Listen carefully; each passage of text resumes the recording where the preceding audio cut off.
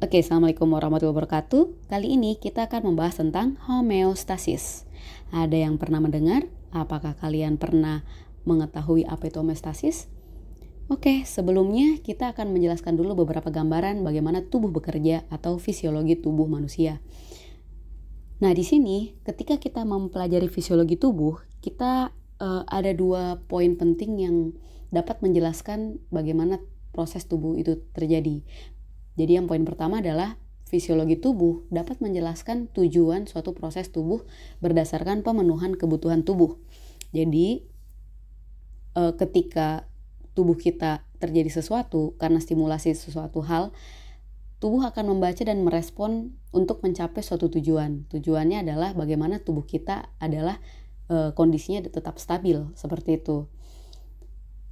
Yang pendekatan yang kedua itu yaitu dengan bagaimana menjelaskan mekanisme dari proses itu terjadi. Nah, ini ada contohnya yang sehingga supaya lebih mudah dipahami. Misalnya, ketika kita berada di puncak gunung atau di negara yang dengan suhu yang sangat rendah atau sangat dingin ya, minus lah seperti itu. Nah, ketika kita berada di daerah tersebut, tubuh kita pasti akan menggigil. Kenapa demikian? Jadi timbullah pertanyaan tersebut, kenapa ya kita menggigil saat kita kedinginan?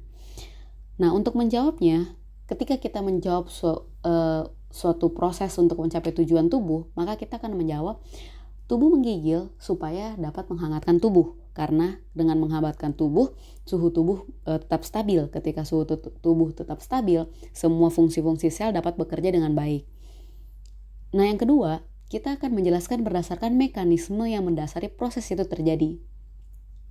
Ketika kita menjelaskan mekanisme, berarti ada hal bagaimananya, how-nya. Jadi kalau kita menjelaskan berdasarkan mekanisme, mungkin kita akan menjawab dengan cara menjelaskan bahwa sel saraf yang mendeteksi suhu itu dapat mendeteksi bahwa terjadinya penurunan suhu. Maka untuk meningkatkan kembali, sel-sel tersebut memberi sinyal ke otak ya. Otak ini yang mengatur suhu, memberikan respon. Salah satu responnya adalah bagaimana mengaktifkan jalur-jalur saraf itu sehingga menyebabkan kontraksi otot involuntir, yaitu tubuh kita bergerak. Makanya kita nggak sadar itu tubuh kita tetap bergerak seperti itu. Nah, jawaban ini akan menjelaskan tentang bagaimana mekanisme fisiologi tubuh.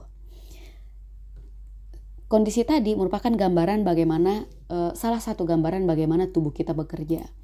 Jadi tubuh kita sangat kompleks ya, dengan beragam jumlah selnya. Jumlah selnya berapa? Banyak sekali, triliunan sel yang ada dalam tubuh kita. Nah, sel itu saling berhubungan satu sama lain. Sangat kompleks hubungannya satu sama lain, saling mempengaruhi sehingga akan memberikan suatu kerja tubuh di mana ketika ada stimulus akan memberikan stimulus tersebut memberikan sinyal pada reseptor akan ada jalur-jalur sinyal yang bekerja mulai dari sel saraf ke otak, kemudian sel neuron motor yang akan memberikan respon berupa gerakan atau apapun. Kalau di gambar ini misalnya kita haus, kita atau melihat air, kemudian kita akan mengirimkan sinyal ke otak akan memberikan responnya berupa gerakan kita untuk mengambil air atau meminum air, seperti itu. Contoh lain, misalnya kita selama semenit kita membaca sebuah buku. Jadi kita ketika membaca, di situ banyak sekali proses-proses tubuh yang terjadi, mulai dari mata yang mengubah gambar dari halaman menjadi sinyal listrik untuk disalurkan informasi tersebut ke otak dan diproses. Mulai juga jantung ya berdetak terus ya. Jantung selalu berdetak karena kalau tidak berdetak yang terjadi ya tidak berdetak. Ya iyalah, maksudnya kalau tidak berdetak ya kita akan dead gitu. Terus otak selain menerima dan memproses informasi, jadi kita membaca, mendapatkan pengetahuan, otak juga memberikan sinyal ke otot, jadi mempertahankan postur tubuh. Jadi tubuhnya tidak lunglai jatuh ke bawah gitu karena tidak disanggah, tidak terjaga postur tubuhnya, tapi sambil membaca pun otak akan memberikan sinyal untuk mempertahankan postur tersebut. Otak juga memberi sinyal ketika sudah membaca kita membaca, bola mata kita bergerak dari kanan ke kiri, kiri ke kanan, atas ke bawah, itu goyang-goyang lah matanya. Karena kan kita membaca ya, matanya itu kan menyusuri area buku, seperti itu. Terus kita juga menghirup udara, menghembuskan udara. Ya iyalah, kalau tidak menghirup dan menghembuskan udara berarti tidak bernafas oksigen tidak masuk, ntar bisa kekurangan oksigen. Jadi kita tetap bernafas, menghembuskan dan menghirup udara, terjadi pertukaran oksigen dan karbon dioksida. Kemudian proses lain juga terjadi pada ginjal dan pencernaan, dan kita juga menggunakan sekitar 2 kalori energi. Lumayan. Jadi kita betul-betul ketika membaca juga ada energi yang dijalankan.